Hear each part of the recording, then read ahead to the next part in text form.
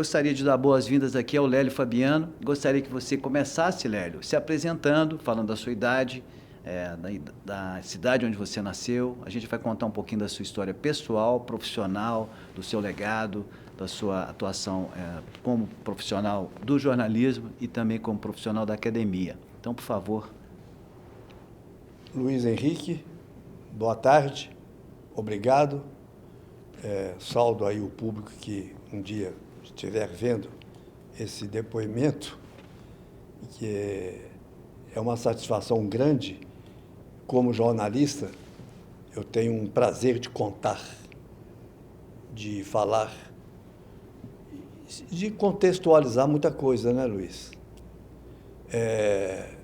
Você falou memorável por causa da idade.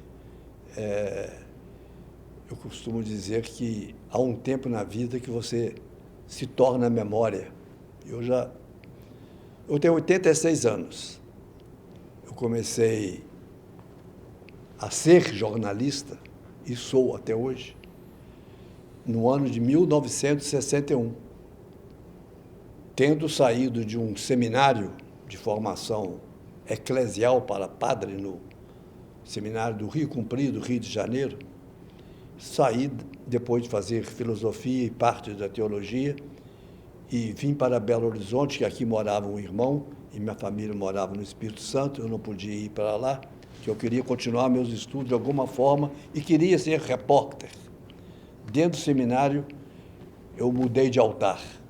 Eu queria um altar não tão central, mas um altar tipo lateral, que tivesse mais contato ali com a rua, com o povo, com as pessoas, com a história, com o presente, com o futuro.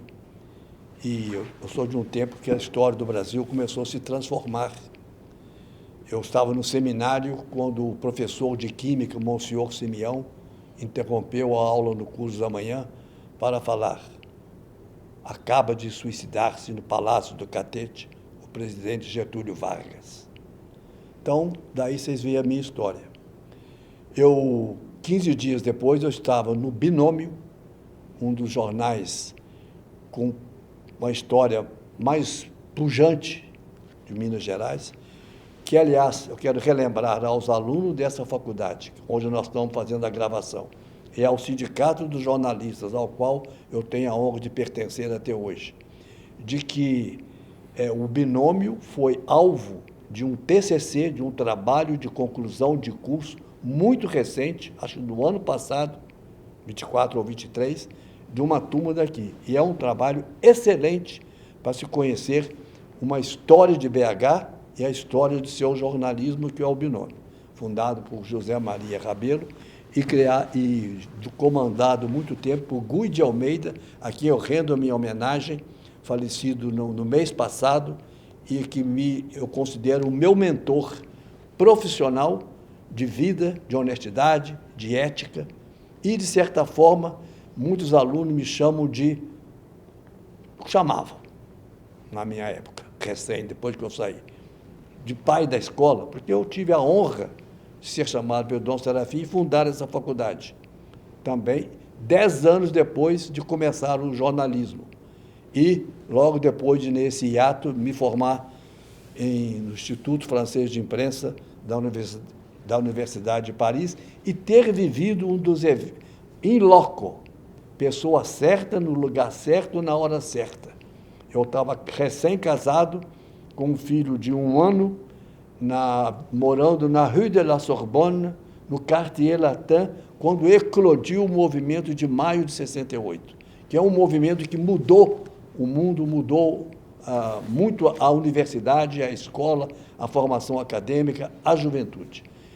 Então, essas poucas palavras, embora já sejam muitas, Luiz, eu sei que eu dei uma trajetória rápida de formação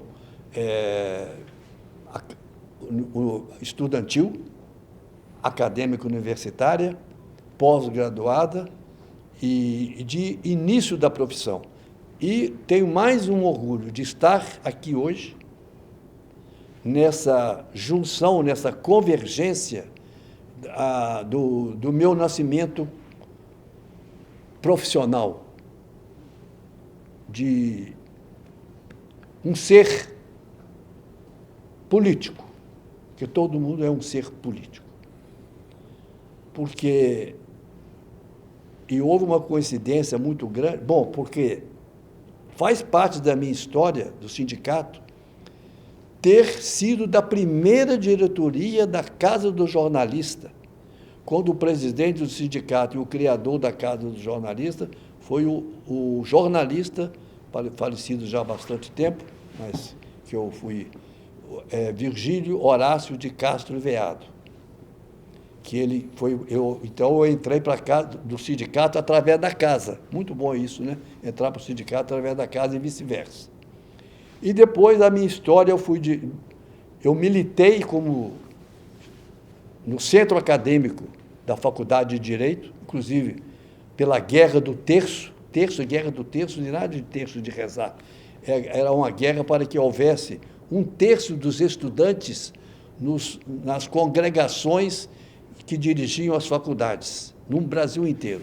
Era uma greve patrocinada e liderada pela União Nacional dos Estudantes, a UNE, cujas diretorias eram sempre formadas por acaso, quem concorria para ser presidente era voltada pelos DAs e pelos diretórios estaduais, os UES, eram estudantes brilhantes, formados em suas respectivas faculdades no Brasil, mas que eram muito líderes intelectuais e políticos e ideológicos, e conscientes do momento de transição que o Brasil passava nessa época, da década de 50, da década de 60, e nós aqui com a década de 70. Então, e o Sindicato dos Jornalistas, eu fui da diretoria, do Washington Mello, do Tilden, do Paulo Lotti,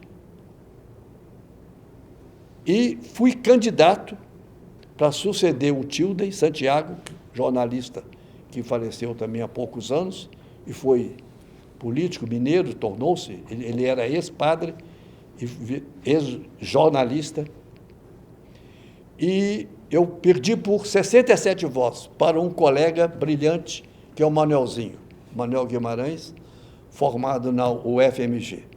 Havia eleição e havia uma disputa, né? A eleição no sindicato era brava. Tinham várias chapas. Várias chapas, e nós fomos 3 chapas. O Manuelzinho era apoiado por um grupo político de esquerda e eu era apoiado por um grupo político de esquerda. Eu tive o apoio do nascente PT, na época, e fui o último candidato a perder a eleição na época, porque tinha o apoio do PT. Após a gestão do Manuelzinho, quase sempre os candidatos que venceram eram do Partido dos Trabalhadores, inaugurado, todo mundo sabe, aí quem está acompanhando, em 1979. E eu perdi por 67 votos, haveria um terceiro turno, eu cedi e não quis disputar o terceiro turno, que eu achei que quem venceu, venceu bem. Então, eu me retirei, o terceiro turno aconteceu com o Manuelzinho e um outro que perdeu, que agora o nome aqui não me ocorre, a memória falha um pouquinho já, né? Depois vamos voltar nessa história do sindicato. Eu quero voltar um pouquinho lá atrás, no seu tempo de seminarista. Queria que você contasse, Lélio, como que você foi parar no seminário no Rio de Janeiro. Você falou que nasceu no Espírito Santo, você deveria ser criança, né? Como é que foi essa coisa de ir para o Rio estudar, ficar 10 anos estudando para ser padre e depois ter essa virada e vir para o jornalismo? É uma história, assim, desculpe o trocadilho, eu fiquei 10 anos no seminário do Rio Comprido, mas mais comprido do que o Rio e mais comprido que o seminário é a história comprida para eu te explicar, então não vale a pena.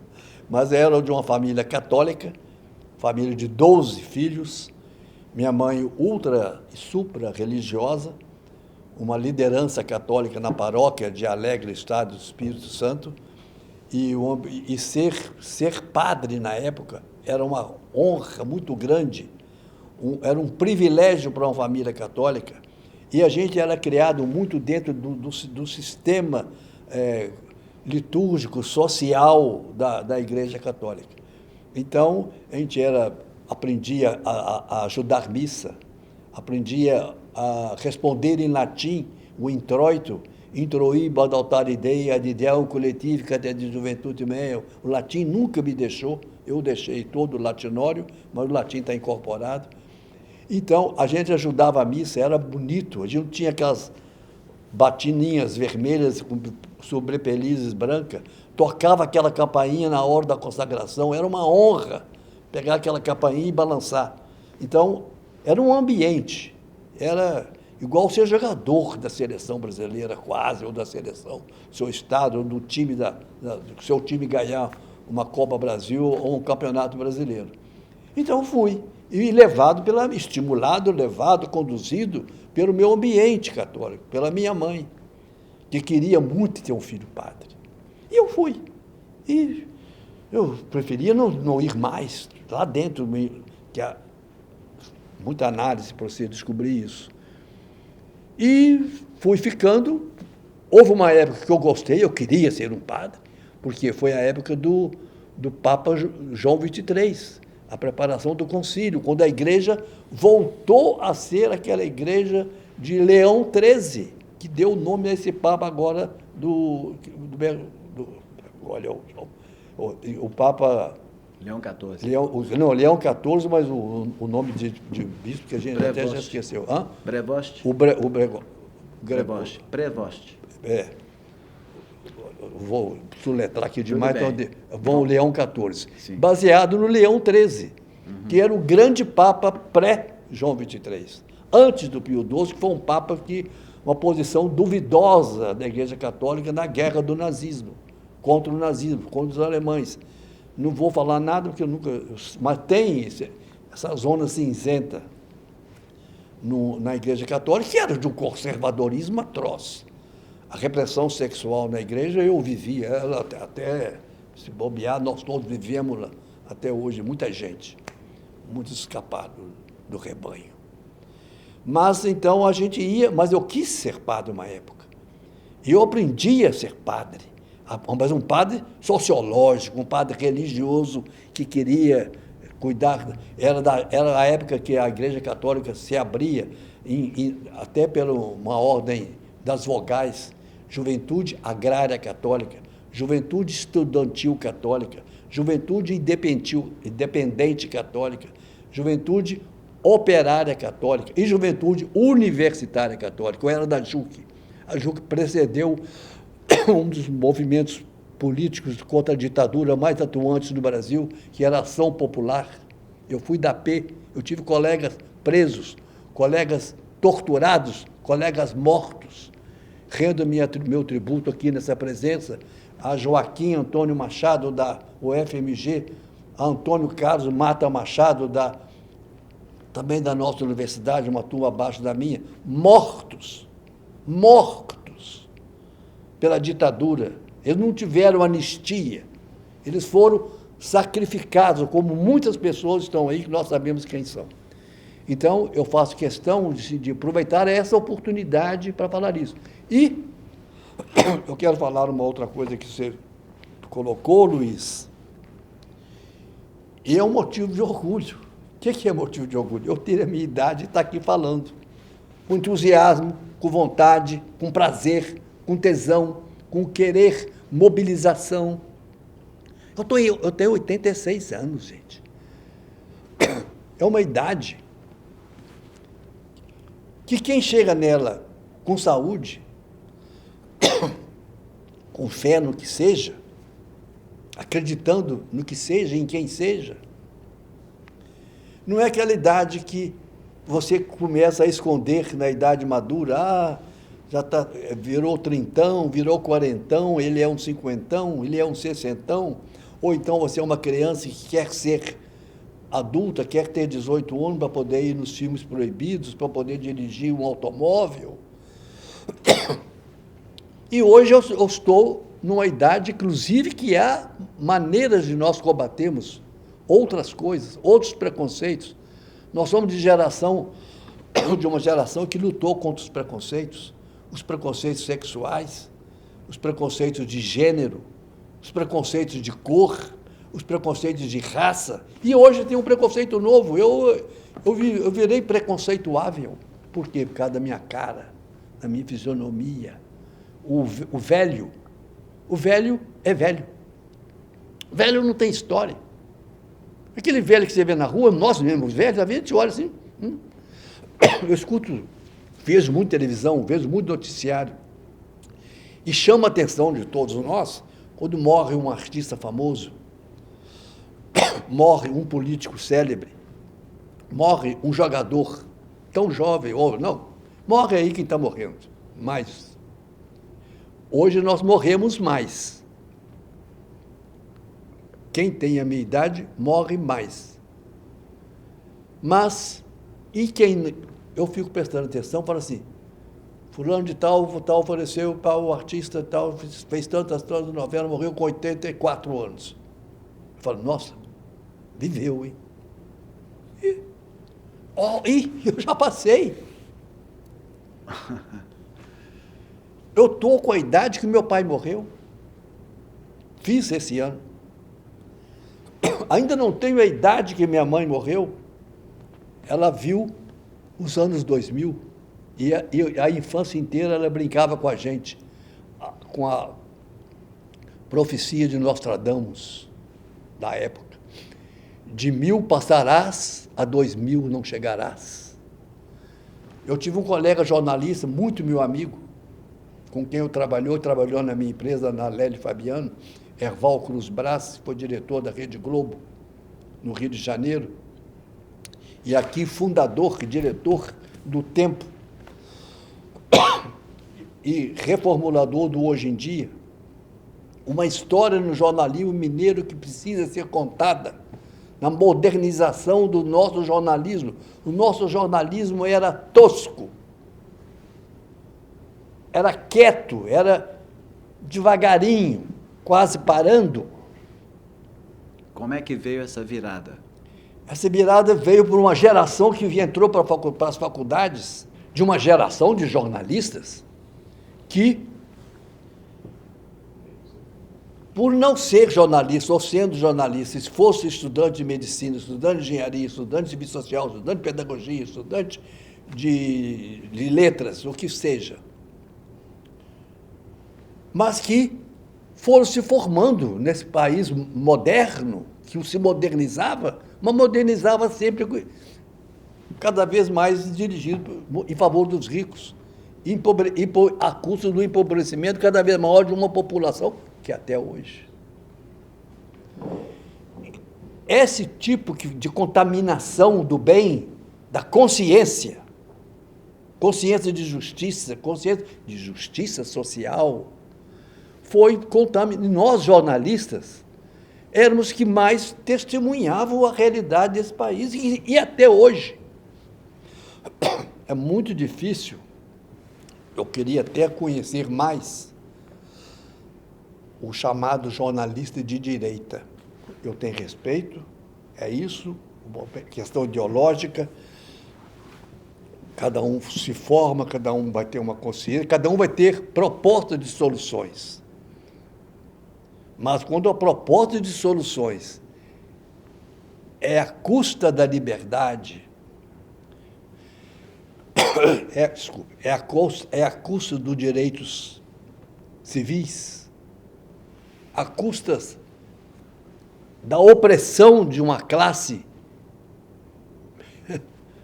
média, de uma classe baixa, que é a classe dos oprimidos, dos desclassificados, dos que geram a população de rua, dos em situação de rua. Ainda chega ao ponto que nós chegamos de falar em situação de rua. Eu estou em situação de velho. Descobri que eu não tive preconceito sexual contra mim, quer dizer, eu também nunca tive, vários colegas. Tive no seminário. Meu livro nasceu numa época em que o Papa Francisco botou para quebrar. questão do assédio na Igreja Católica. E o meu livro é isso, O Silêncio do Rio Comprido, você vai lá ver. Lançado em 2019. Ele conta um pouco dessa trajetória sua no seminário e depois a virada. Minha trajetória no seminário é riquíssima. Para o bem ou para o risco. O que você destacaria assim? Na sua Destacaria ali que eu peguei a consciência social, da injustiça social e da justiça social. Eu criei no seminário uma revista, Clarim 60, que nós diagramávamos na vertical, de baixo para cima, que era para romper o quadradismo, o conservadorismo da imprensa, que toda empresa que fazia o seu jornal, fazia o jornal de acordo com os modelitos antigos, do Gutenberg. Que uma maravilha a revolução do Gutenberg. Mas espera aí, depois de 30, 40 anos, não ia fazer aqueles jornais todos iguais no mundo inteiro. Então, nós tivemos aqui uma revolução no Jornal do Brasil, gráfica, editorial. Então, isso aí eu tentava fazer no seminário. E aí, depois,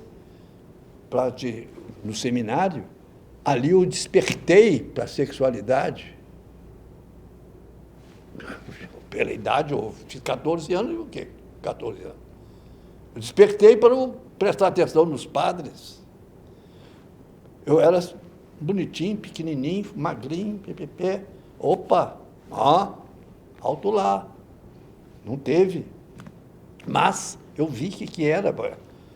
Porque a repressão era muito grande na sociedade e nos colégios de freira, nos colégios de padre, nos colégios de irmãos de todas as congregações, e no clero, no alto comissariado do Vaticano.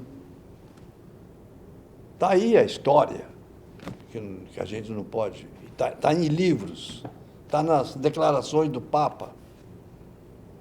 Então, o seminário me deu base para as artes.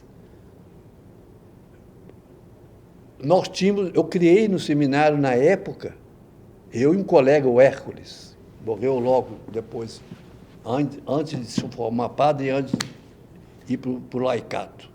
Morreu na hora que Deus terá escolhido. Por quê? No Rio, a União Municipal Metropolitana dos Estudantes do Rio de Janeiro, classe do nível médio, tinha onde? No Museu de Arte Moderna, o primeiro cineclube do Brasil.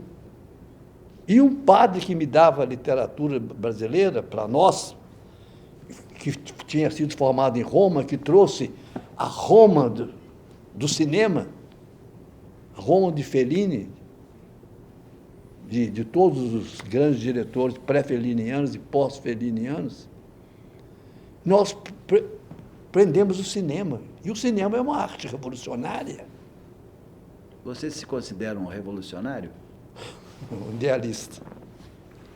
Idealistas. Que questão de revolucionário é pretensão, mas revolucionário depois que se estuda.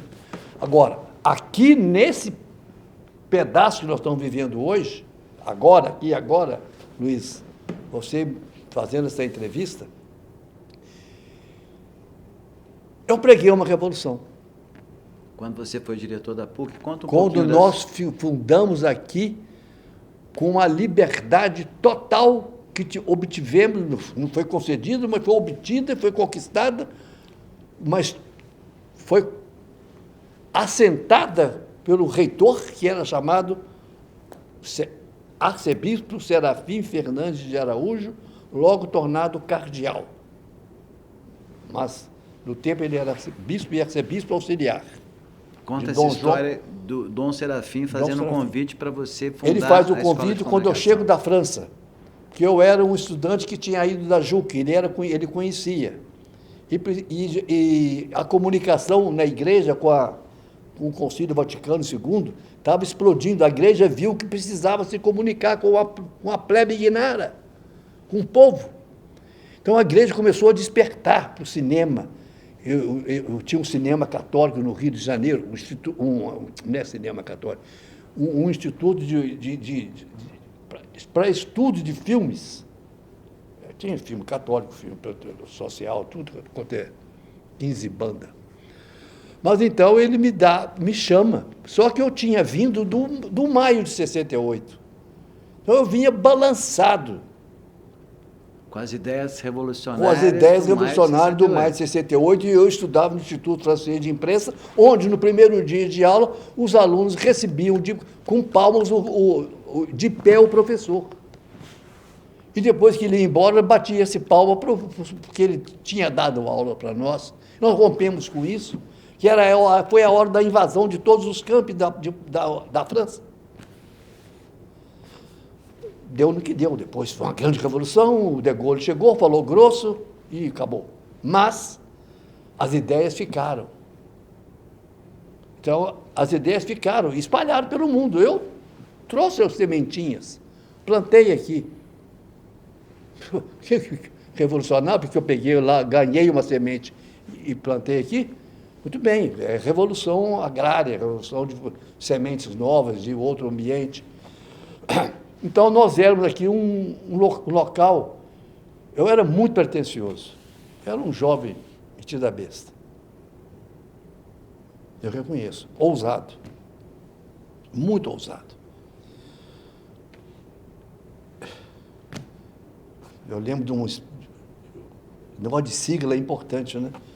Você tem que arranjar uma coisa, mas arranjar uma sigla.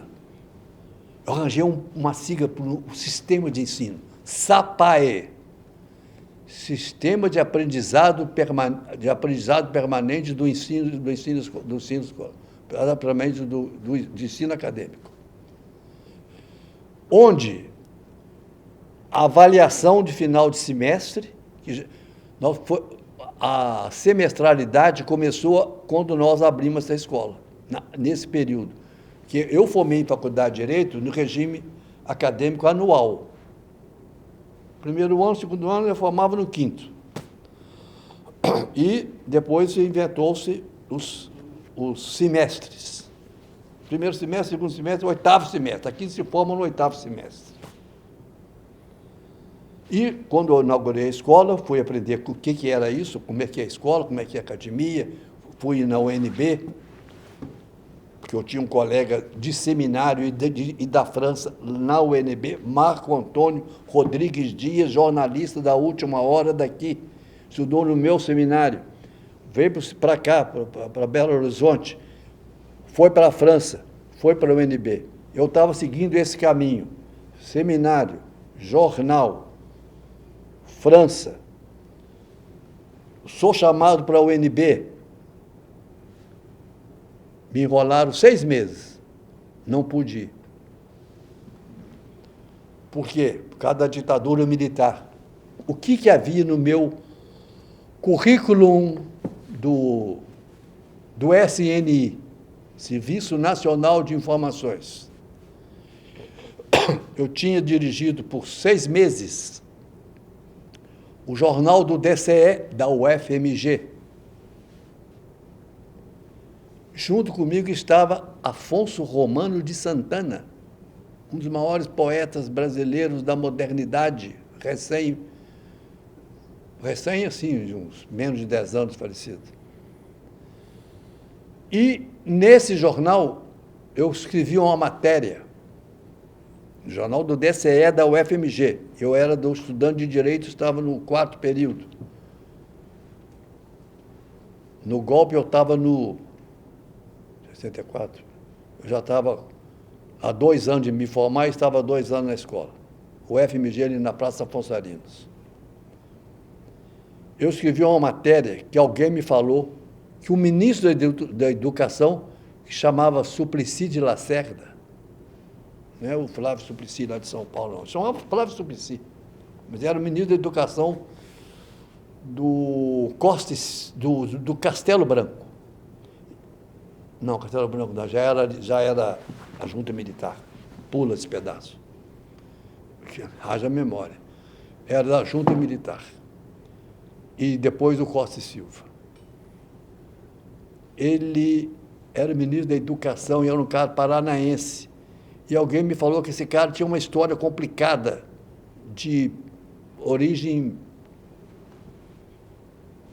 penal, tinha sido condenado ou inquérito.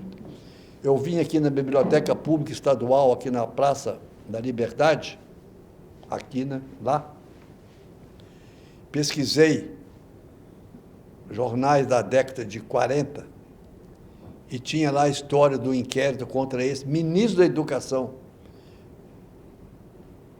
É o ministro que proibiu os diretórios acadêmicos de existirem, fechou todos. Quando eu criei essa faculdade, eu tinha que estimular os alunos. Vem cá, cadê o diretório acadêmico? Sou eu que vou criar, sou o diretor. O diretório acadêmico combatia os diretores, na época, porque era tudo reacionário, tudo de direita, tudo conservador. Eu estimulei, e alguns alunos que estavam aqui, eu cutuquei, mas não foi por causa de mim, mas eu cutuquei. Tanto é que a Glória, uma mulher chamada Glória, uma menina, que é jornalista, ainda está aí na militância, Glória Maria, não é Glória Maria, Glória, toda Glória Maria quase, né? Sempre voltou da Lúcia Maria Luta, por assim. Ela foi a primeira presidente do diretório acadêmico. Então, esses diretórios eles foram depois proibidos. Não sei se logo antes, logo depois. Não, o nosso já foi... Não, ele que proibiu, mas nós existimos assim mesmo. Então, esse espírito de combate à injustiça, essa escola teve até hoje. Tem, espero que permaneça. Esse trabalho que você fez aí de investigação é um trabalho de jornalista investigativo. Jornalístico, né? Jornalismo investigativo. Hoje a Abrage me daria um prêmio. Daria, que você ganharia um prêmio. A Associação Brasileira de Jornalismo Investigativo. Ela não foi. Não, tem que falar por que estava na matéria. Eu nunca esqueço do Lide. Essa é a história de um crápula. Nossa. De um crápula que se tornou ministro da Educação. Pum, desgrila. Isso foi o que você escreveu na Eu matéria escrevi, do DCE. abri a matéria do jornal do DCE. Essa é a história de um crápula, Claro que isso aí vai cair isso na mão em plena do ditadura, Lélio. plena E ditadura o que militar. aconteceu? Que essa escola foi criada na ditadura militar. E o que aconteceu com essa matéria? Na época, nada, mas Não ela teve uma repercussão. foi para algum lugar. Aconteceu que eu perdi um emprego na UNB. Depois, um desembargador, que era do meu colega do Conselho Universitário aqui na Universidade Católica de Minas Gerais, só veio se tornar PUC muitos anos depois. Eu já tinha até saído daqui. Isso aí, aquela obteve o título de pontifícia. Há uma diferença entre, que eu não sei bem te dizer qual é, entre uma universidade se tornar pontifícia. Bom, ela tem uma ligação mais com o Vaticano, o reitor tem que ser aprovado pelo Vaticano, não é indicado nem sugerido, é aprovado depois que se escolhe. Esse detalhe eu sei. Enquanto que uma que não é pontifícia, o Vaticano nem precisa tomar conhecimento. Mas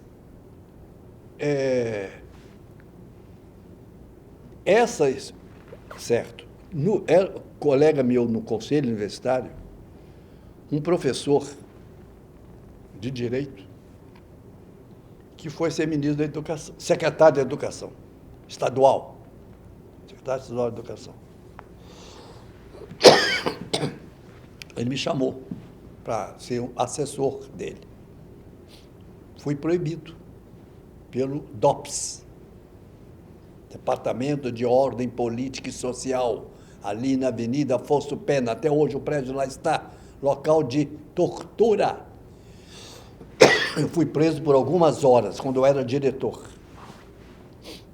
Fui lá procurar uma informação de uma irmã minha que estava presa. querer saber o local, quando me recolhem. Hoje, eu vou contar aqui. Ao sair de casa, do meu apartamento, do meu prédio, é um prédio de 3 andares, eu moro no primeiro, descendo uma rampinha, com a tag, abrir o portão, a síndica, uma senhora lá um pouco desavorada, estava lá presa do lado de dentro. Eu ia sair para pegar o táxi, ela queria sair também, e ela tinha perdido a chave dela, não sei onde. Aí eu abri para ela. No que eu abro, do lado de fora tem um cara que falou, Lélio. Aí eu falei, Teodomiro Braga. Aí eu falei, ô Theo, eu todo arrumadinho, que eu não ando assim, eu via banco de hoje. Aí eu falei, mas a Cíndia conhece você conhece a Cíndia? O táxi já me esperando, pedi por telefone. Aí eu falei, o Teodomiro Braga, que foi da primeira turma da faculdade. Que coincidência, hein? Que eu não moro ali, ele estava passando na calçada, o portão é de Podia ter trazido ele. Ela falou assim, chama o interfone aí, alguém para vir do prédio, chama o Lélio, mas eu já não escutei, eu já estava na rua. E a síndica estava ali do lado de dentro, junto comigo, querendo um socorro para abrir. E porque ela tinha pedido a alguém que estava passando na calçada, falou assim, chama, aperta o interfone, que eu não consigo, o interfone externo, para alguém descer. E ele, não sei que apartamento ele chamou, mas que eu não escutei, eu já estava em trânsito interno, 20 segundos. E nesse trânsito interno, eu saio, abro para a síndica, eu falei, mas, não, eu perdi o meu terno e tal. Eu falei, ok, tal, o táxi está ali me esperando. Aí eu me dou de cara na rua, já entre a calçada, o carro, e eu na calçada, o Teodomiro Braga, que formou em jornalismo na primeira turma dessa escola, que já era jornalista, um jornal Opinião, um jornal semanal, de um líder empresarial de esquerda, que aqui agora, me desculpa aí a minha idade, eu esqueci de repente, os nomes não vêm, daqui a pouco ele vem. E o Theo, ele foi, logo depois, para o Jornal do Brasil, para o Globo, correspondente em Nova York, em Londres. Recentemente, ele estava assim, como assessor de comunicação da CNI em Brasília, Confederação Nacional da Indústria. Eu conversava com ele, fui padrinho de casamento dele, do primeiro. Ele falou assim, Lélio, nunca mais te chamo para padrinho. Porque ele estava com a segunda esposa, que eu também conheci depois. Era encontro assim, em eventos, em coquetel, em algum evento de comunicação. E o Theo voltou a morar em Belo Horizonte. Eu não encontro com ele, eu encontrava há alguns anos. Eu encontro na calçada, saindo de casa, todo arrumadinho para vir aqui. Para vir aqui falar com você, Luiz. Eu encontro, e esse cara, eu falo o símbolo da escola, porque foi o primeiro de grande sucesso. E o sucesso dele era muito bom, porque ele sempre falava que era formado aqui. E no Rio sabiam, e fora sabiam. E ele sempre foi uma referência profissional, não é nem política, ideológica, sindical, nada. O Theo é um jornalista. E aquele cara, que eu ficava bobo depois, eu já dirigindo a minha empresa, Lélio Fabiano Comunicação Empresarial, durou 25 anos, é outra história muito comprida, igual o Rio, comprido do Rio, e da minha formação. O Theo, nós organizávamos muita assessoria de imprensa, entrevista coletiva, como parte do meu trabalho. Aí o presidente da Açominas ia dar uma entrevista sobre a futura próxima privatização da Açominas, governo Fernando Henrique. E tinha-se que falar convocava uma entrevista coletiva de imprensa.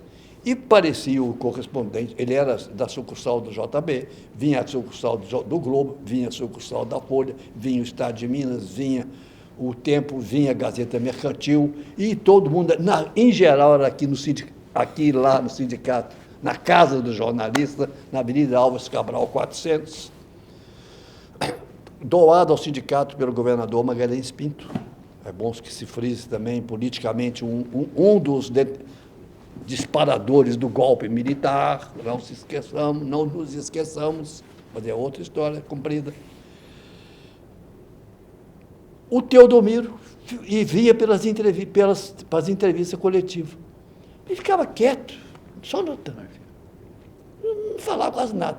Nós tínhamos outros correspondentes, aliás, tinha um correspondente brilhante da Gazeta Mercantil, Pedrinho que ele chamava.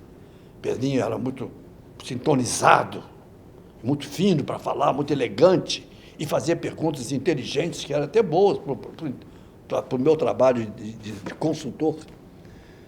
E o Theo fazia 2, 3 perguntinhas, assim.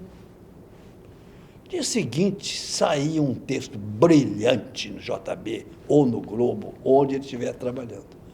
Ele tem um texto, assim, primoroso, e eu sou muito ligado a texto. Sabe, texto para mim, assim, para um jornalista é questão, para um publicitário, para um RP, a nossa profissão de comunicação. A língua é tudo, né? A língua é psicanálise pura, é que transmite, que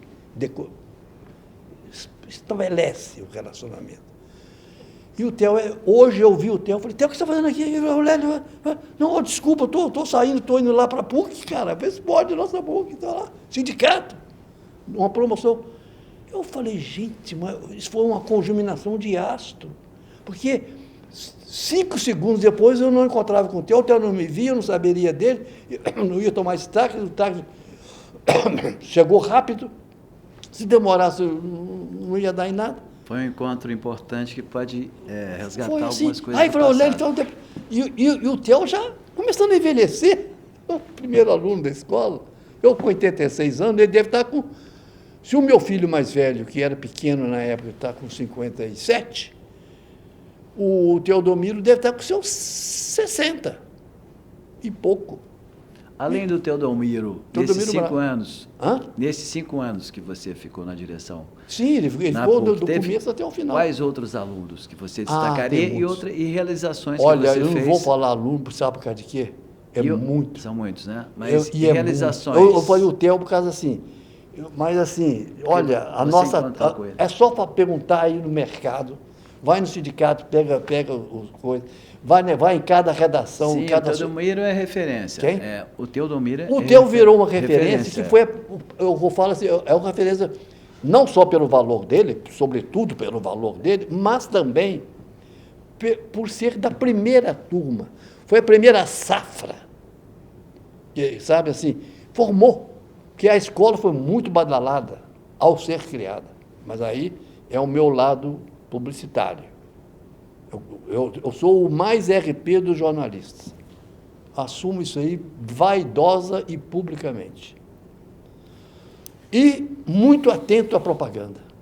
E a minha empresa de consultoria era a comunicação integrada que nós inventamos na primeira assessoria do que eu participei, depois de dirigir a comunicação da PUC, que eu criei também a assessoria de comunicação do Instituto de Desenvolvimento Industrial de Minas Gerais, ali na Avenida Prudente de Moraes, na frente do ex-Pitágoras, que hoje é o Bernoulli.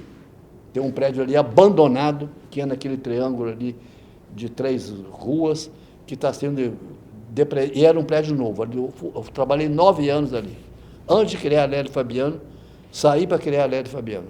Como falar a Lélio Fabiano, que a empresa era conhecida, eu virei feminino, com muita honra. Mulher, para mim, é de uma importância total, muito mais que nós. A minha sócia era Gleida Maria Naves, formada em publicidade pelo UFMG e uma pós-graduação em Nova York. E ela veio e eu chamei, eu não conhecia, eu botava aqui quem eu quisesse. O Serafim nunca incomodou. E tinha o Carlos Felipe, um jornalista do Estado de Minas, que também veio para cá dar aula, e a mulher dele foi secretária minha, a Maria Helena, que também se formou jornalismo. Ela veio se tornar a mulher dele, depois que ele a conheceu aqui. O Carlos Felipe tinha um xiste, um meme de que era assim, o Lélio só chama para dar, que eu chamava quem eu queria. Não tinha esses negócios de concurso, não. O concurso foi uma coisa que o ensino superior nosso foi refinando-se muito bem. Hoje é muito refinado.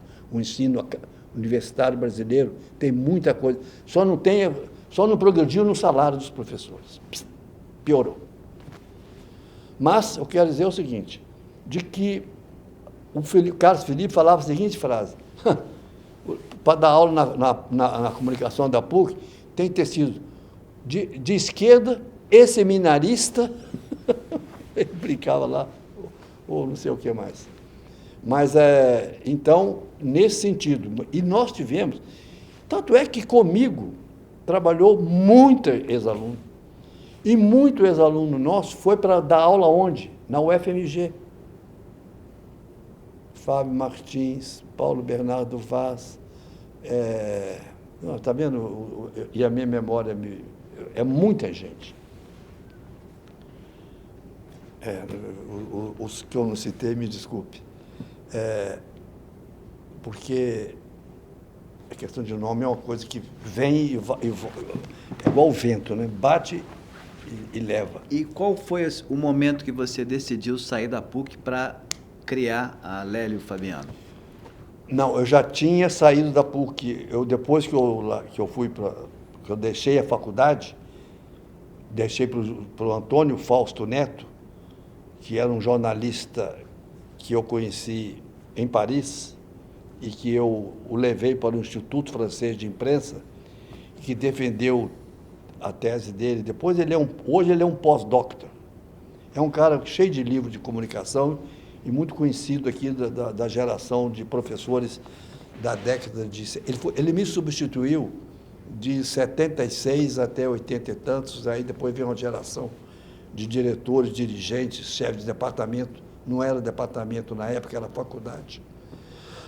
Depois virou departamento, e hoje não sei como é que está, quer dizer, é faculdade, mas retomou o status de faculdade no decorrer da história.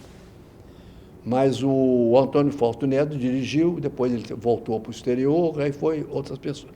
E eu fiquei como consultoria interna do Dom Serafim na reitoria, quando me chamaram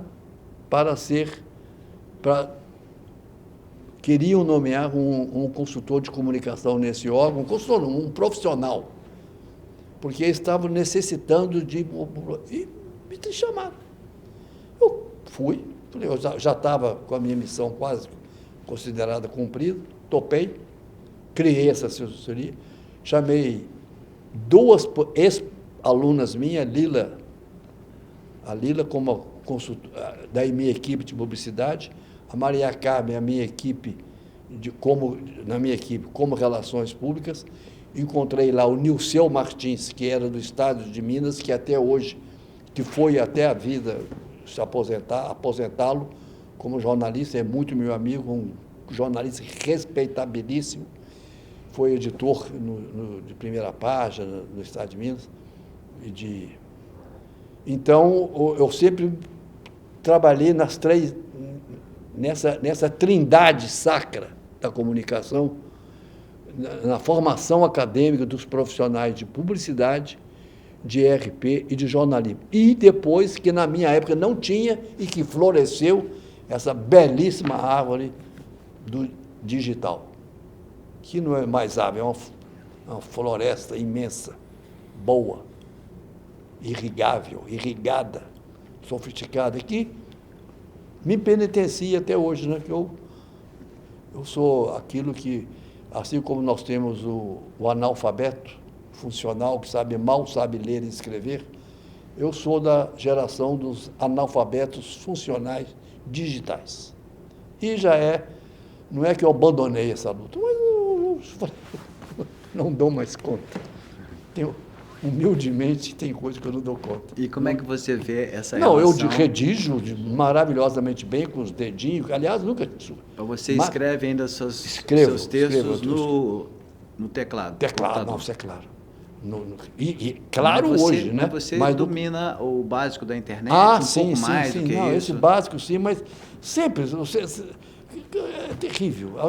Essa evolução digital, ela está sempre deixando a gente para trás. Sempre tem um velho que não pô, mas peraí, até ontem era assim, agora já mudou. Puxa vida. Acho que acontece com muitas pessoas. Com muitos.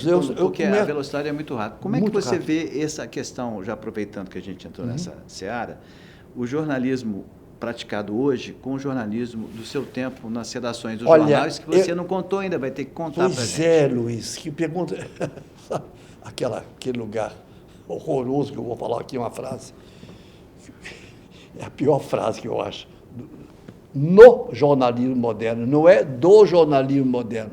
É quando um jornalista está fazendo uma entrevista ao vivo, assim, na entrevista ao vivo, assim, está sendo transmitida ao vivo, que pode ter sido gravada anteriormente, ou então o sujeito está lá longe, ou a sujeita, ou a mulher, ou o homem, ou o entrevistado. Aí o entrevistado vira para o jornalista, muito boa a sua pergunta. Para mim, eu acho ela virou comezinha, sabe? Eu acho que o jornalismo não precisa disso. Claro que há perguntas favoráveis, muito boas. Eu lembrei de que eu ia falar assim, oportuno a sua pergunta. O que você perguntou mesmo? Eu perguntei como é que você vê essa relação do jornalismo que é feito Sim. hoje pelas mídias digitais com o jornalismo da sua época de redação de Diário de Minas, que você trabalhou lá. Olha, e ainda não contou. Pois é, eu vou te dar aqui, antes de responder, tá bom. Eu sou muito... É uma coisa que também não vou falar, mas só vou citar, en passant, como diz o francês, é a questão da minha formação psicanalítica. Eu sou um cara psicanalizante de si próprio e faço análise há mais de 20 anos. Isso aí te rende a indagação, a angústia, o querer, o desejo.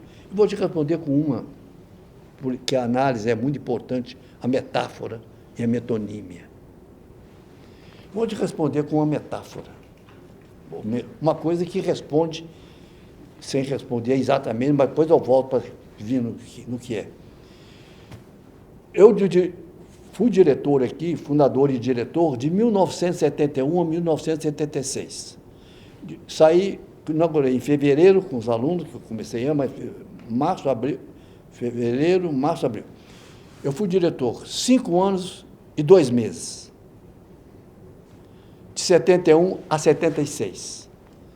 No ano de 2011, quantos anos depois de 2011 e 71? 40 anos depois. 40, de 71 para 2011. 40 anos depois, eu sou chamado para ser diretor da Faculdade de Comunicação da UNA. E topei, porque a UNA era cliente da Lélio Fabiano, cliente de comunicação empresarial. Ela estava nascendo em Belo Horizonte, o Grupo Ânima. Foi chamado para ser diretor da UNA, o padre Geraldo Magela, reitor dessa universidade, que saiu quando veio o irmão do Dom Serafim, e era, há 5 anos, cliente da Lélio Fabiano. E o Magela sai e é convidado pela UNA para ser diretor da UNA. E, passado alguns anos, eu virei consultor. A UNA já era da minha carteira de clientes. Obrigado. Da minha carteira de clientes. E coincidiu, então, que eu fui preparar a posse do Magela lá, como cliente. Era um grande nome para a UNA. Ele trouxe o peso pesado de luta da PUC para a UNA, para o Grupo Ânima. E foi essencial. Bom, essa é outra história grande. E nessa história, que eu fui criado, topei, não interessa, fiquei 5 anos e 2 meses. O mesmo período que eu fiquei na PUC, eu fiquei na UNA. 40 anos depois. 40 anos depois. Aí me vejo. Nova universidade. Aí eu, na UNA, ali na Rua da Bahia, com Gonçalves Dias. Eu, diretor, aluno, é igual do ponto de vista da juventude. aluno de comunicação, eu falava uma outra palavra. Se eu chegar na porta, hoje não tem mais porta da universidade. Eu me perdi aqui hoje. Me perdi e fiquei puto. Porque a entrada que eu fiquei dando volta aqui de táxi aqui dentro. Até aqui eu já conhecia, mas mudou. Eu falei assim, na época, para os meus alunos, não é que aluno é tudo igual. É tudo igual assim. Isso que eu queria falar. Se eu estiver na porta da PUC, eu era capaz de falar assim, naquela grande arco ali na avenida principal da PUC, onde está a igreja lá criada. Eu falava assim, esse aluno é de engenharia, esse aluno é de administração, esse aqui é de comunicação, esse aluno aqui é de serviço social, esse aluno aqui é de letras, esse aqui faz pedagogia, esse aqui faz... Porque é o carisma. Eu cheguei aqui hoje e vi duas pérolas. A Isabela e o Gustavo. E o velho Toninho aí, sempre acompanhando. Você consegue identificar pelo perfil? Pelo perfil, pelo jeito de entrar. Eu olhar a desenvoltura, a roupa, a mochila, a sacola, a bolsa, a pasta, a saia, a bermuda, a conversa. Lélio, tem uma questão que você colocou que eu achei muito interessante, queria voltar nela. Você foi diretor da PUC nos anos 70 e diretor da UNA agora, no século XXI, e 40 anos depois, ou seja, você era isso que eu ia chegar. Você manteve um perfil de direção, de gestor, que não envelheceu. Pelo contrário. Mas qual era o segredo disso? Que eu saquei. Eu falei assim, para mim mesmo, para os meus botões, para a minha alma, eu não vou repetir nada. 40 anos, gente, é uma geração e meia. Ou duas. São duas. 20. Mas há uma coisa que não mudou, a minha transgressão. Saber contemporizar com uma empresa capitalista e com a nossa ânsia socialista. Mas o nível de realidade, o nível de composição, o nível de dar um passo atrás e dois à frente, o nível de falar, peraí, é preferível eu ficar assim do que eu ser um radical aqui e mandar embora amanhã. Eu afrontar aqui os princípios de uma empresa privada. Espera aí, preciso do lucro. Se não tiver o lucro, não tem. A PUC, no meu tempo, nunca. Nós nos preocupamos quando eu inaugurei.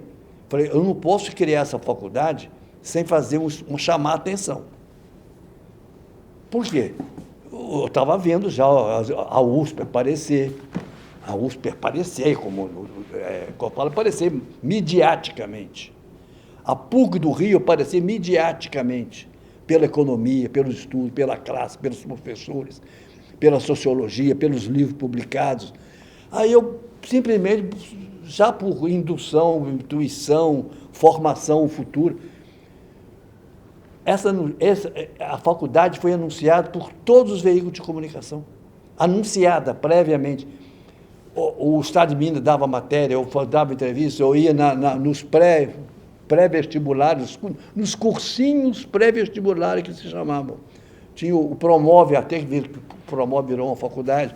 Eu ia no Promove, falava da faculdade que nós estávamos criando, o que vai ser a comunicação, vai ser publicidade, vai ser jornal.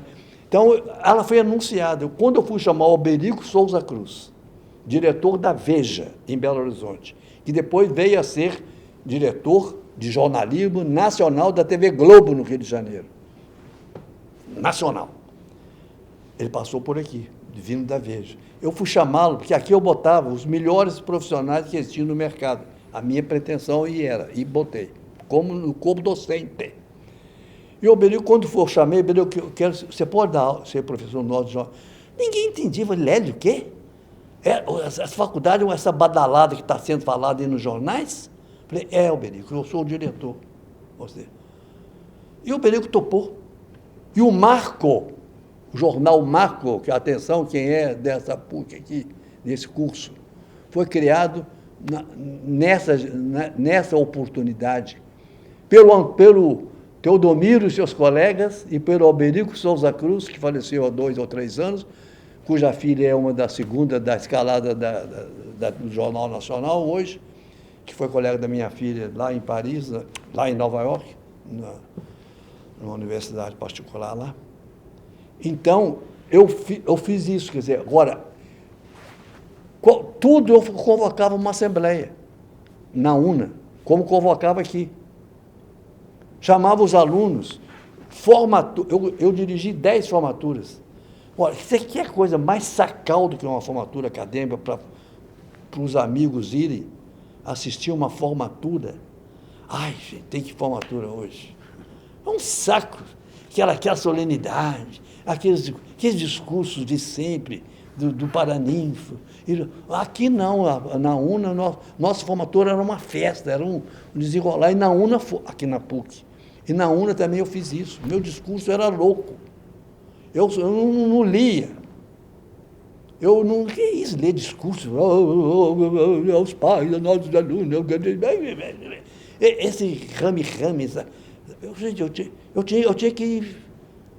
É isso que eu estou fazendo aqui, meio gestual, meio coisa. Você gosta de quebrar regras? Quebrar regras. Quebrar regra de comportamento. Não é quebrar a essência. A essência é inquebrável, inquebrantável. Mas quebrar regra... Por exemplo, aluno que me chama de senhor, chamava. Falei, hoje tudo bem. Eu sou velho, essa cara, tem barba, estou branco, senhor, eu sei que é assim. Minha família inteira, meu pai era senhor, chamar de senhor a próxima vez, não passa. Se depender de mim, pau. Recuperação no mínimo. Porque eu queria ser Lélio, gente, professor, diretor. Eu nunca esqueço uma cena, essa coisa é interessante, só para você ver.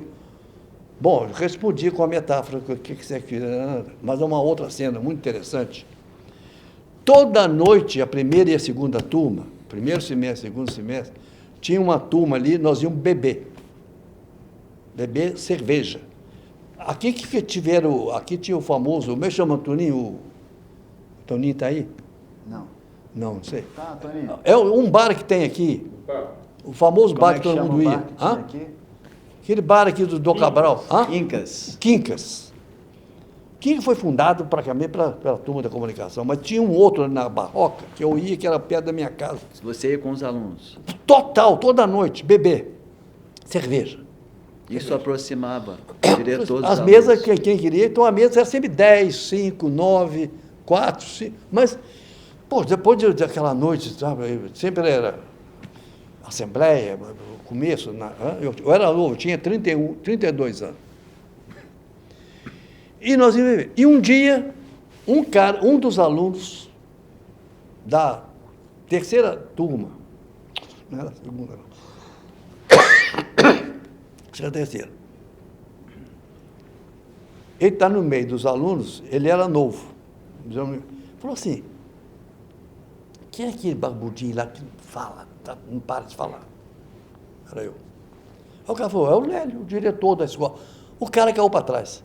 Porque ele estava vindo da escola de engenharia da UFMG, tinha largado o curso no terceiro ano, não largou porque não queria ser mais engenheiro aqui. Ele era um cara muito... E foi diretor, sabe de onde? Da SMPIB.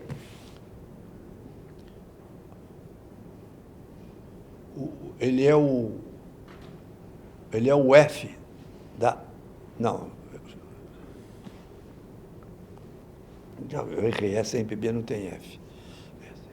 Ele é um dos coisas. Aí é por causa do sobrenome, ele é o Chico. Francisco. Mas ele tinha um período de uma letra lá que não interessa lembrar. Ele foi publicitário, depois que formou, entrou para uma agência, estagiário, formou, fundou uma empresa de publicidade. Francisco Bastos, ele é o B da SMPIB. Um grande publicitário. Ele largou a engenharia no terceiro ano e soube dessa escola e veio passou no vestibular, pá. Mas lá na escola de engenharia, pensa bem, escola de engenharia da UFMG, que é aquele elefante, mas elefante saudável, bom, viu? Mas elefante é uma coisa velha. Eu não vou ser elefante, eu sou franzino, mas elefantão. E o Chico, que ninguém, aluno, se aproximava de diretor. Eu mesmo na faculdade. Eu citei que lá no começo, aquela tal greve do terço, e o diretor da faculdade era Alberto Deodato. Mas não é um Alberto Deodato que todo mundo conhece da minha geração, né? Era o pai desse, advogado. Reacionário de direita até toda a vida. E nós paramos a faculdade. Isso antes do golpe, hein? 1962, eu era do 63, a greve do terço. Eu já era jornalista e já era do DEA. O DEA tinha 3 partidos, vê se pode. Partidos, assim, ideológicos. E eu representava os estudantes em alguns encontros com o diretor para negociar a retomada das aulas e acabar a invasão do campus. Do campus, não, da faculdade, na Afonso Arinos. E eu, ouvindo Deodato falar, falava Deodato, e nós, os alunos, né? Na hora, senhor, doutor. Eu falei, eu fiz um juramento, eu era muito católico ainda. Falei, Deus, se quiser falar com Deus, né?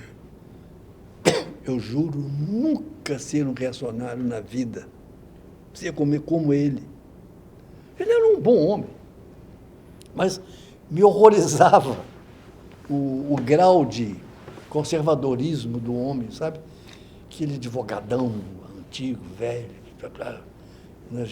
na gestão. Bom, você disse que citou agora há pouco, que era muito religioso, ainda é até hoje? Não.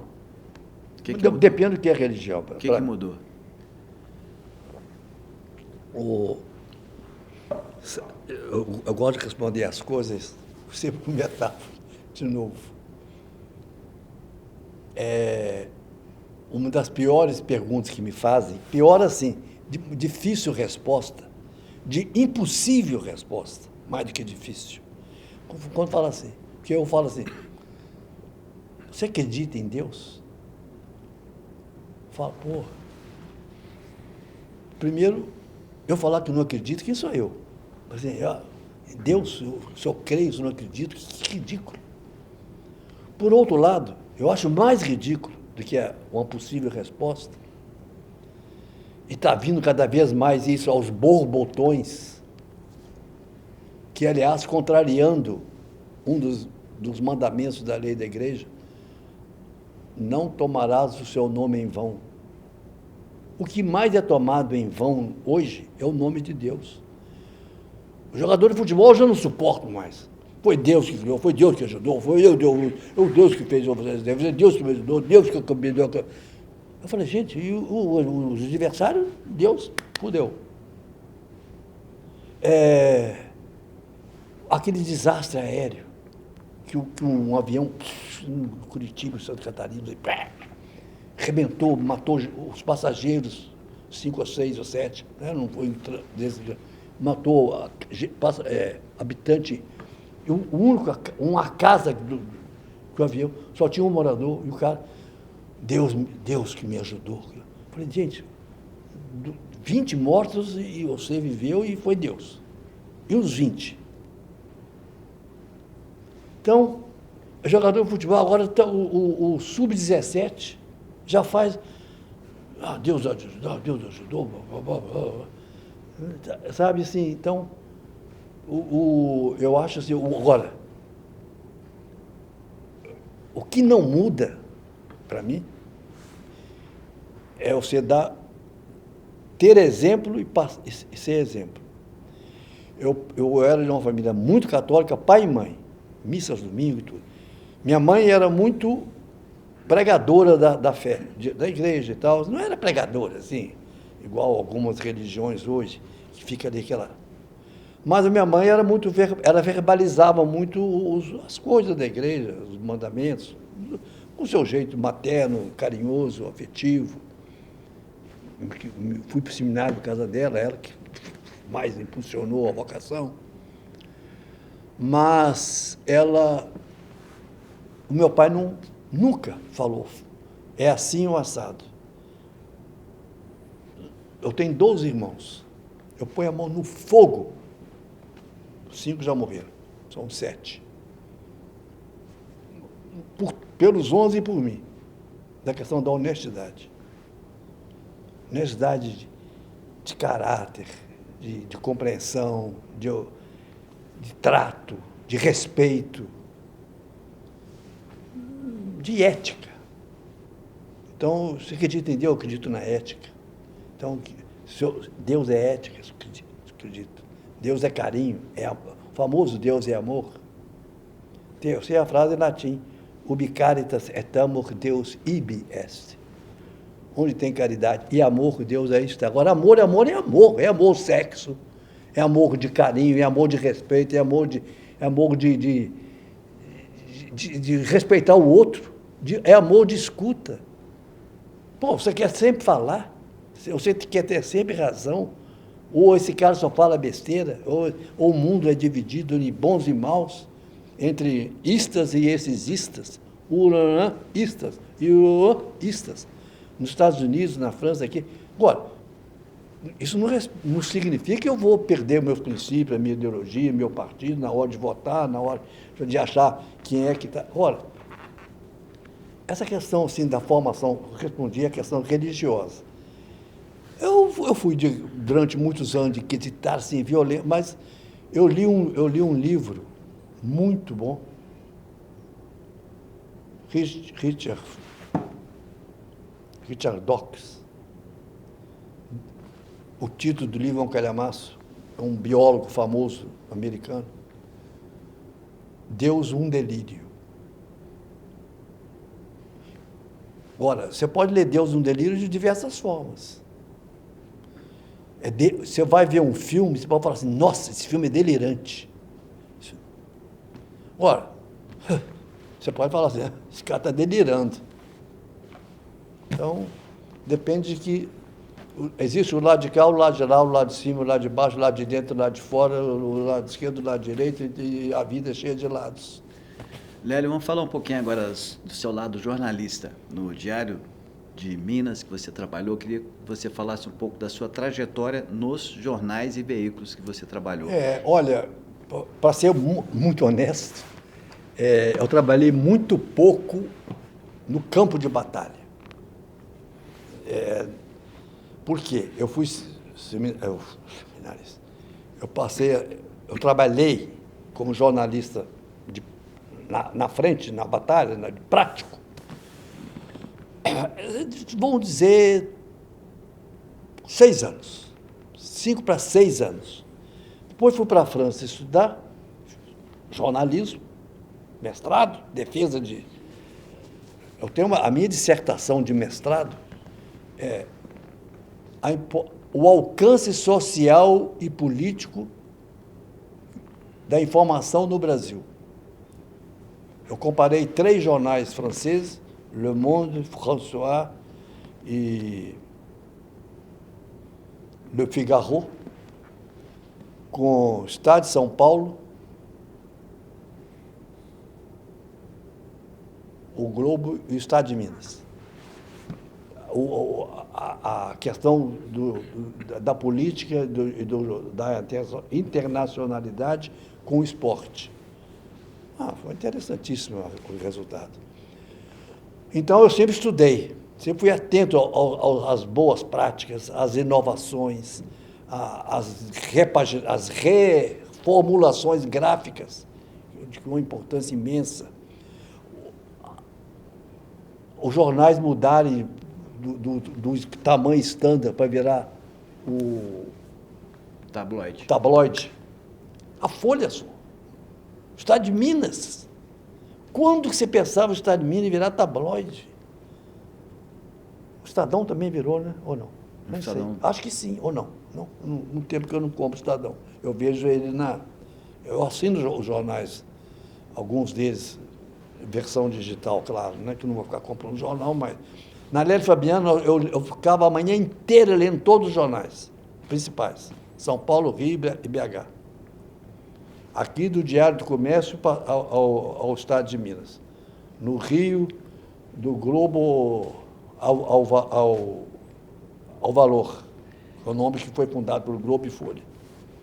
Você enfrentou algum problema com a ditadura quando você claro. atuava nos jornais? Pode falar um pouquinho dessa época? Eu tive uma fase muito importante, que eu estou esquecendo de falar, embora eu falei tanto da militância contra a ditadura militar, uma das coisas mais assim, como diz o Ulisses Guimarães, eu tenho nojo da ditadura. Eu fui de 2 importantes jornais que chamava jornais alternativos do Movimento e do Em Tempo. Ambos fundados pelo Raimundo Correia, um grande jornalista. Ele é do Nordeste, mas foi em São Paulo que ele fez carreira. E Veja, Cláudia, Realidade, não é Cláudia, Realidade, que é uma grande revista. Eu fui correspondente voluntário, sem receber salário, do movimento em Lima, Peru, para onde eu fui depois que eu deixei a PUC. E fiz uma entrevista. Esse escritor peruano que acabou de morrer. Pelo amor de Deus.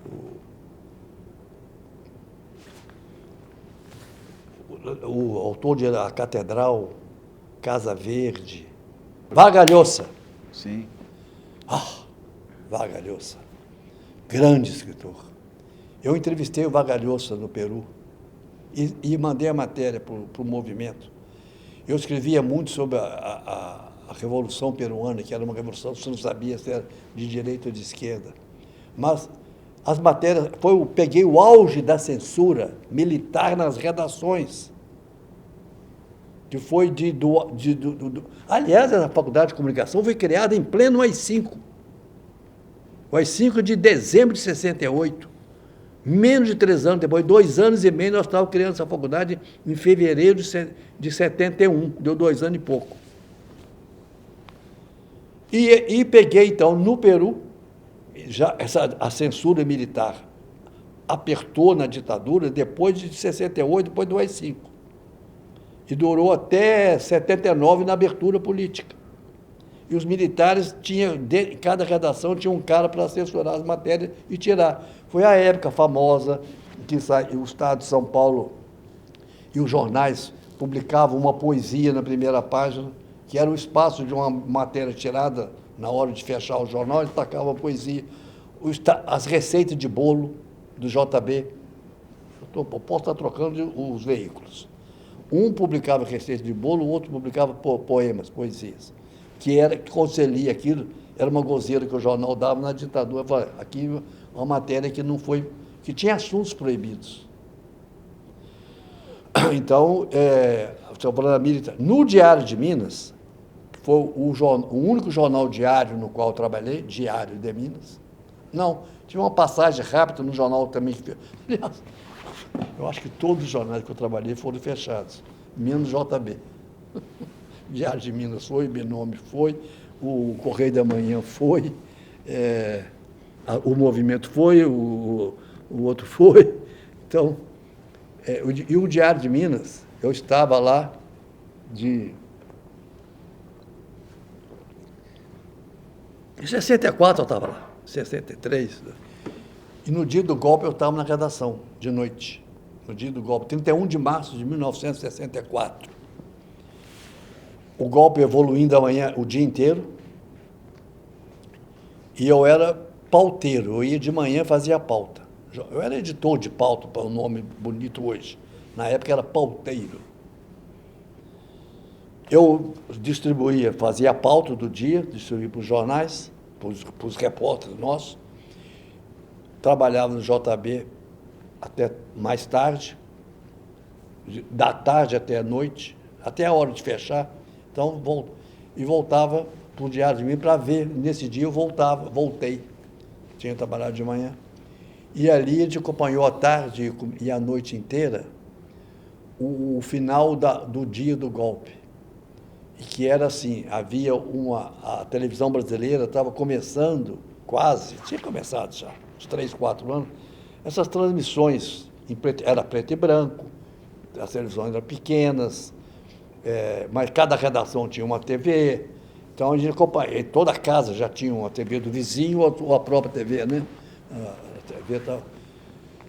A TV Itacolomi aqui, que era a repetidora da TV Tupi, e a TV Tupi, que era a Globo da época, que transmitia tudo, passando a cadeia da liberdade, que era o Carlos Lacerda, governador da Guanabara, Rio de Janeiro, tinha deixado de ser capital da República, que o Juscelino tinha inaugurado Brasília, então o Rio não era ainda, em 64, ainda era estado da Guanabara, né, que virou um estado, assim, depois voltou a ser estado. A história do Brasil, mais ou menos recente.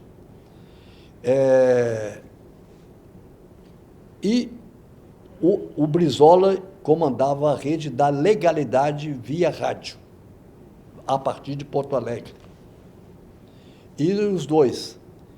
E foi muito duro a gente escutar a cadeia de legalidade, perdendo até o Jango, presidente da República, pegou o avião e ir para o Uruguai, e o Brizola também ter que ir embora, e o Carlos Lacerda, que era um brilhante tribuno, um cara, o governador da Guanabara, uma voz muito imponente, muito forte. Eu lembro até de uma frase dele também, eu tenho mania de guardar frases, eu lembro da seguinte: já o golpe já consolidado no país, meus amigos, quando eles entrevistaram o presidente da Associação dos Estudantes Baianos da Guanabara, eu falei, perderam a guerra. Eles não tinham mais ninguém para escutar. Foram escutar o presidente da Associação dos Estudantes Baianos da Guanabara. Gente, eu achei isso de uma violência linguística, ideológica, política, brilhante.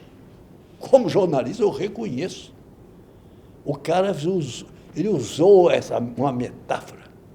Em vez de falar, eles perderam, eles não tinham. Perderam, eles foram embora. O presidente tomou o avião e foi embora. Foi deposto. Mas a versão que ficou foi essa. Lélio, você é uma pessoa que empolga, né, com a sua fala, e você é uma pessoa empolgante. E eu queria que você falou um pouco do seu lado jornalista, do seu lado publicitário e do seu lado RP. Né? Dessas três, eu digo essas três características porque elas estão ligadas à comunicação. Dessas três, tem alguma que te leva mais, que te agrada mais, ou você continua misturando as três em si? Não, eu acho que as três são... É como se três vertentes que desagam no oceano da comunicação, ou que nascem em três belas montanhas e descem e percorrem vales e desagam no oceano. Vão usar essa metonímia. Porque aí, sim, a opção, o meu gens, a minha índole é o jornalismo. E o Erval, esse cara que eu citei, meu grande amigo que faleceu em 1999, que criou o Tempo, literalmente criou. Ele tinha uma frase, nós fazíamos muito churrasco, saíamos muito beber cerveja, uísque. Ele falava, Lélio, eu não sei como é que alguém pode não ser jornalista. Eu achava a frase dele. Ele era tão vibrante com o jornalismo, que falava, eu não sei como alguém pode não ser. Quer dizer, foi uma imagem boa, né? Então, eu hoje ando com a minha carteira do sindicato, eu vou lá, pago. Agora parece que eu fui jubilado, parece que ninguém paga mais. Inclusive, eu tenho uma tristeza de aquela casa. Tristeza fizeram esforço, construíram um prédio. Eu mesmo, depois de eu perder a eleição, a gestão seguinte, e que sempre o plano era construir que ali é um ponto nevrálgico. Hoje deixou de ser. Hoje a gente quer a arca da cidade. Ninguém quer ver mais arranha-céu, nem prédio. Mas o sindicato não tem mais nada, desmilinguiu-se. O sindicato era uma coisa, era uma paixão. Hoje eu não sei quem é o presidente, eu tive que falar, eu não acompanho mais as eleições. Eu fico sabendo do sindicato pelo Washington, que foi presidente do sindicato e da Federação Nacional dos Jornalistas, da FENAGE. E eu almoço com ele, tomamos cerveja uma vez por mês. Parece até que eu faço propaganda, né? Daqui a pouco eu falo qual é que eu escolho. Qualquer uma, mais gelada. Ele me dá notícia, que ele acompanha. É como eu dava a notícia, e me davam notícia da escola. Mas acabou, gente. Mas ninguém tem obrigação também, não. O mundo é outro. E você escutava as fofocas do vizinho. Hoje não tem mais vizinho. Hoje tudo tornou-se comum, tudo é junto e misturado e ninguém se entendendo. Misturado, nenhuma. Essa pasteurização, né, vamos dizer assim, você na sua vida pessoal e profissional sempre quebrou essas regras, né? Para você isso não funciona. Engraçado, você me sugeriu aqui um neologismo, que eu tenho hoje, eu estou ficando velho. Ficando. Eu acho que comecei a ficar velho no ano passado, uns 85. Eu tenho já sintomas da velhice. Eu comecei a tossir agora mesmo, né? A garganta secou. Eu chego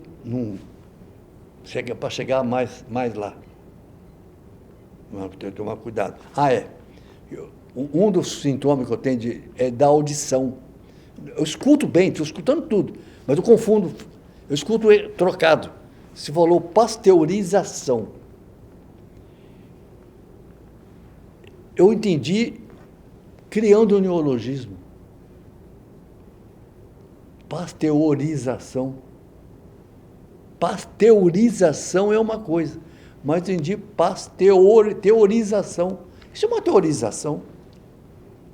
A pasteurização, que é mais ou menos uma paz, em francês é pas, não, teorização, mas teorização do não, hoje é o não. Ele é lulista, vamos falar claro, lulista ou bolsonarista? Ele é trumpista ou não sei o que, o outro ista que vai mudando os istas? O pasteurista, então, sabe, assim, essas palavras, hoje é isso mesmo que você falou.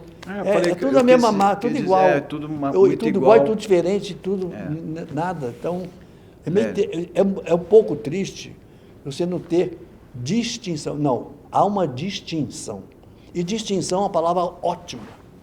É distinguir, você distinguir isso, distinguir daquilo.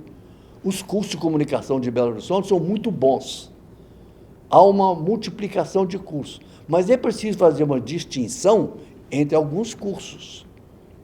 Eu vou falar o da UNA, o da PUC e o da UFMG. Mas o UniBH, que hoje é o mesmo, o Grupo Ânima. Então, é onde mais ou menos eu mergulhei, nadei, fui para a praia. A coisa que eu não sei, mas olha a palavra distinção. Distinção de distinguir e ter uma distinção de ser distinto. Não, o Lélio é uma pessoa muito distinta. Botei coisa para chegar aqui e tal, chegar mulambinha. Pode escrever, caralho. Então, manter uma certa elegância na linguagem, certa distinção, né? Mas que, para não ser pedante, não ser pasteurizado, ser tudo igual, mas distinguir-se, ser diferente. Texto tão bom você ler um romance de um cara que não tem nada a ver com aquele outro, com aquela outra escreveu um, tem nada a ver com essa, e, no entanto, ambos te preenchem. Você vê uma propaganda maravilhosa na televisão e vê uma coisa horrorosa, como é que o cara aprovou isso aí, porque tem o cara da empresa que aprova a propaganda da empresa, da agência que ele criou. E hoje é tão comum no mundo. Tem propaganda simplesmente que eu acho assim, que eu jamais aprovaria como consultor de uma empresa. Olha, pelo amor de Deus. Você quer ver uma coisa? Exemplo da Lélio Fabiano e tem o Gustavo aí que faz publicidade. Eu tinha clientes na minha empresa, eu falo minha, vocês desculpam, ela chamava Lélio Fabiano, na nossa empresa. Eu tinha um cliente social. Eu tive 2 clientes importantíssimos na nossa carteira. O Circo de Todo Mundo, belíssima experiência, Circo de Todo Mundo. Nossa, temos um livro publicado maravilhoso, lindo, que era até... É maravilhoso, está lá.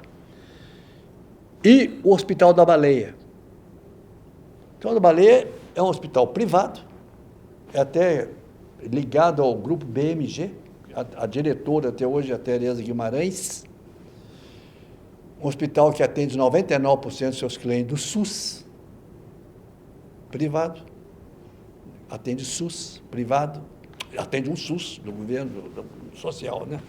A população, o povo brasileiro. E nos chamaram, porque eles tinham uma campanha publicitária, o hospital estava falindo, quebrando, ia fechar as portas.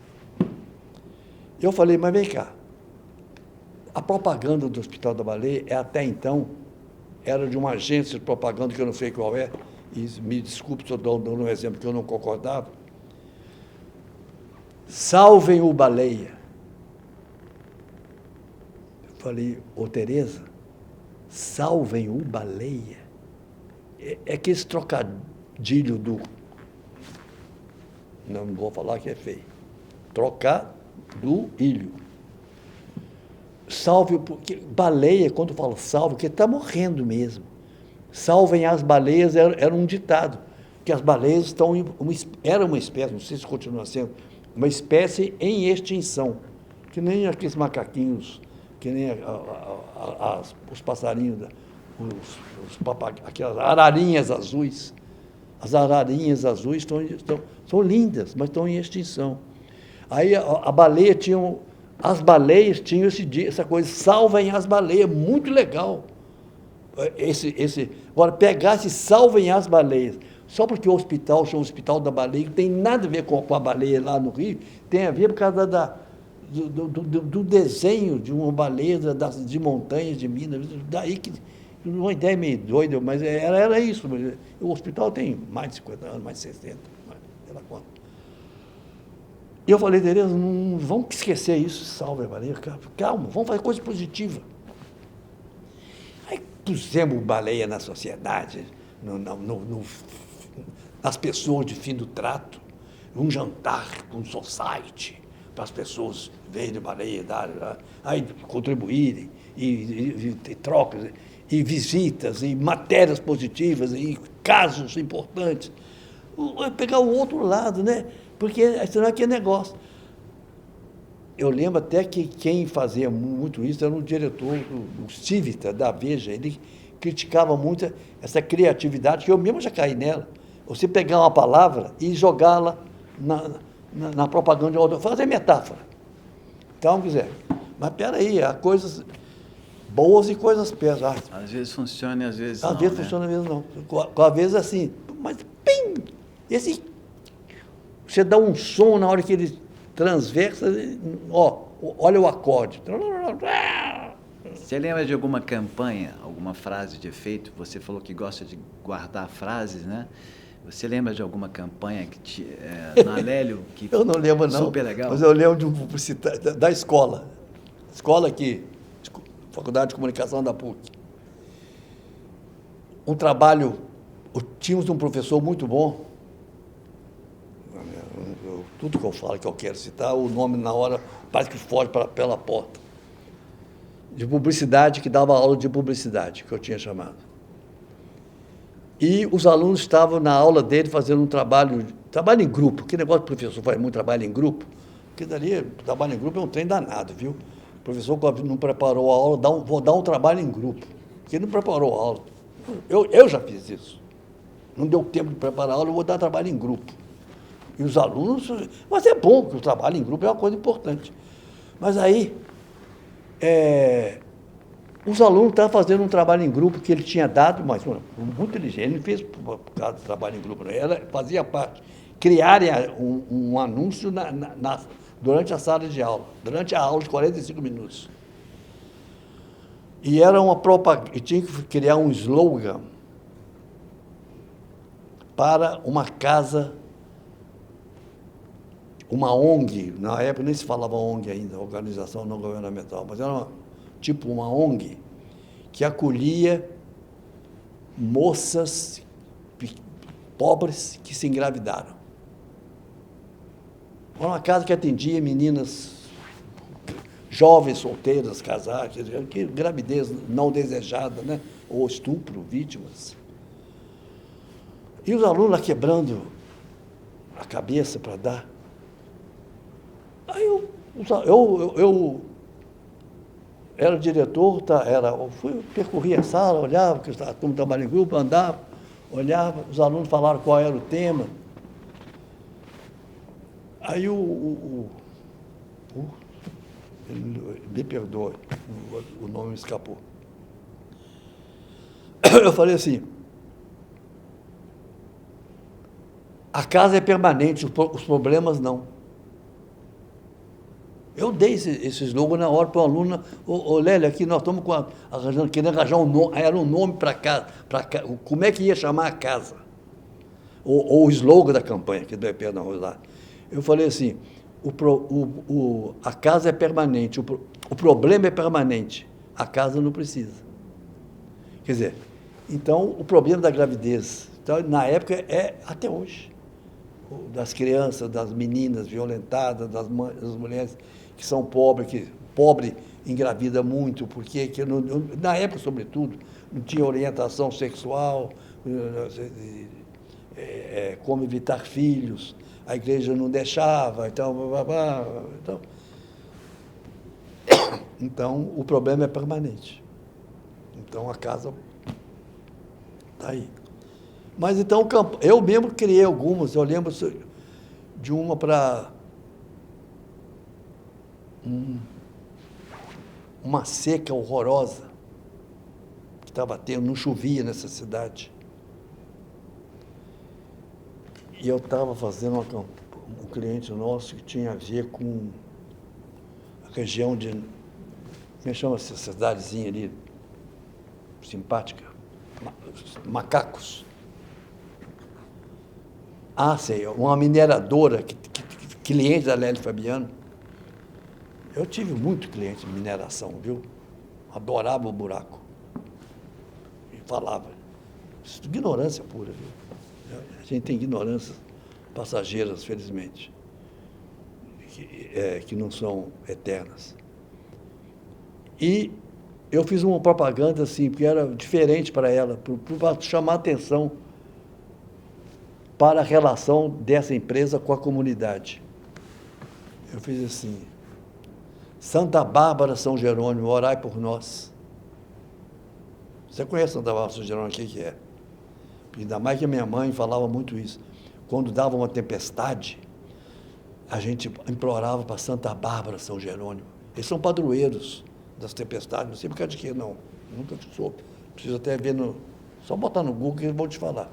Santa Bárbara, São Jerônimo. Aí eu arranjei esse título, que é muito mineiro do interior, conhece o que é isso. Então, eu vejo de fazer assim, gente, tão solidário, mas precisa chover. Santa Bárbara, São Jerônimo, orai por nós. Cai a chuva, que venha uma tempestade mansinha. De preferência mansinha, não como as de hoje. Mas, Lélio, a gente está chegando ao final do programa, da entrevista.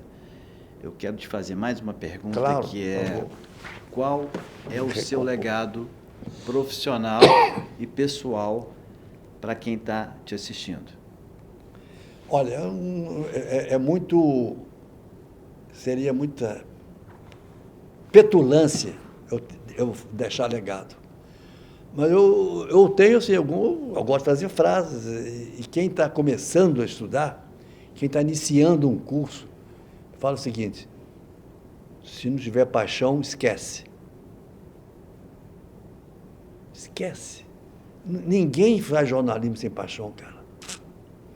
Se há uma profissão que não pode ser burocrática, é a nossa. Mas aí eu ostento para a RP. As profissões de comunicação, não tem sentido vocês falar, o que você faz? Comunicação. Mas você é um bosta. Um cara até pessimista, que xinga tudo, que tudo vai dar errado. Não vai dar certo isso. Eu tenho um slogan na minha empresa: todo empreendimento no qual todos os envolvidos contribuem e dão a todo o seu esforço é lei da física, dá certo. Todo empreendimento no qual você se debruça, que você se entrega, lá na frente você vai colher. Agora, isso, não sei não, hein? O editor te espera mandar. Ou então uma coisa fala assim: doutor, você não pediu disso não, hein? Isso vai dar certo, não. Meu filho, é paixão. É isso que eu tento. É uma profissão que eu queria ter sido, entre muitas que eu queria ter sido, além das poucas. Primeiro, eu queria ter sido um humorista de televisão, de teatro. Fazer graça. Como é que é? Nosso aí, amigo, Porchat.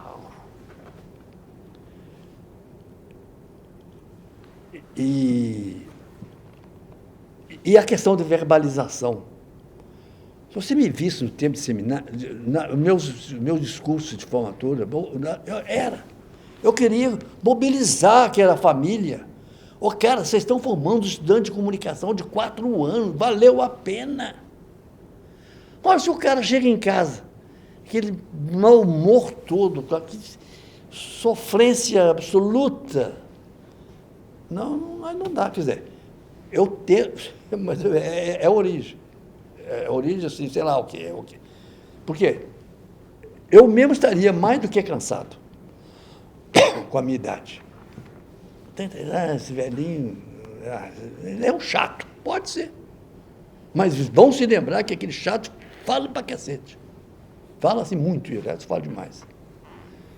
Tem hora que eu estou no grupo e falo: gente, desculpa. Vocês falam um bocadinho aí. Lélio, mais alguma coisa que você gostaria de Não, deixar só pra gente? agradecer e falar sem nenhuma imodéstia, ou com muita, não sei, nenhuma modéstia, sei lá como é que usa isso. É muito triste quando a gente fala, vão na sua casa, já foi, o Tuninho já foi, com aluno, para pegar testemunho. Eu já falei no sindicato, na década de 80, que você formou, você falou em 87, é isso.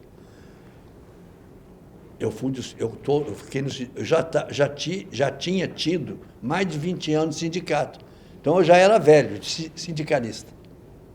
Há quantos anos atrás? Estamos em 40, 50 anos atrás.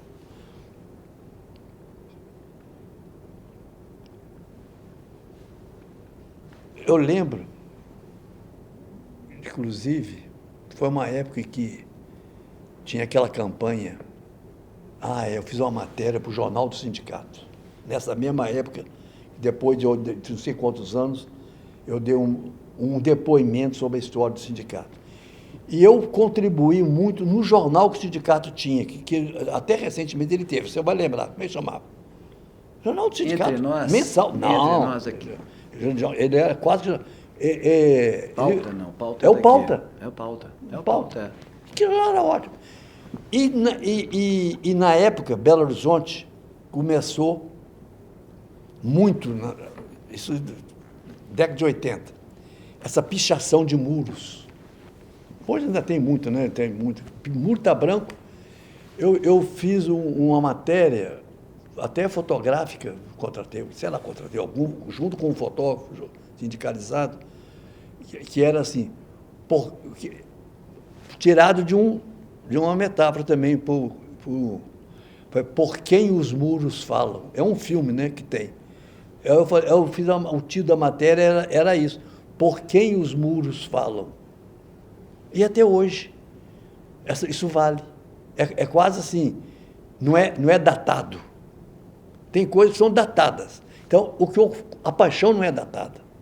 Eu posso ser antigo, eu posso não aprender o mundo digital, eu posso estar por fora, eu posso estar esquecido, a memória deve estar falhando, eu devo estar chato, eu estou repetitivo. Mas uma coisa não muda, paixão. E paixão se renova. Se renova com mulher, se renova com homem, se renova com o mesmo sexo, se renova paixão no sentido da sexualidade, da vibração. Gente, sem paixão o casamento é uma porcaria.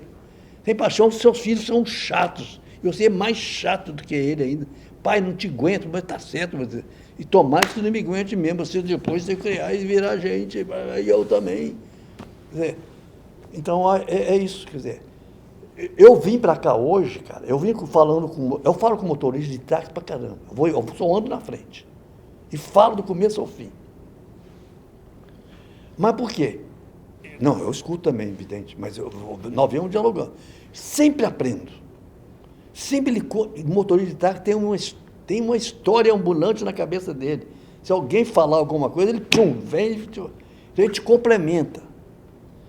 Então, quando eu sei que é duas coisas, é paixão, aí tem. Você vai escutar, você vai ver, você vai descobrir, você vai observar, você vai sintetizar, você vai fazer análise, você vai compreender, você vai ter paciência. Gente, eu falo para mulher minha, para caso meu, para amigo meu, e mais até com as minhas relações com o mundo feminino que eu tanto adoro. Eu falo assim com amigas minhas, só tenha mais paciência com a humanidade. Mas não é com a humanidade, é com o seu próximo, com sua mãe, com o seu amigo, com a sua amiga. Eu acabei com o fulano, acabou, nem entre nós não tem mais nada. Para que essa virulência? E eu aprendi com meu pai, a única frase que ele falava assim, eu chamo Lélio, em casa eu chamava de Lelinho. Eu mesmo me gosto hoje, Lelinho. Isso o Lelinho não gosta. Não falava assim, na hora que você brigava com um irmão seu, com a sua irmã, ô Lelinho, releva, esse verbo é tão bonito, releva. O relevar não é apagar, releva, deixa, falou. Para que você vai ficar mordido o resto da vida? Chega. Tá ótimo. Muito obrigado, Lélia. Casa de Jornalista, time Casa de Jornalista, agradece a sua entrevista.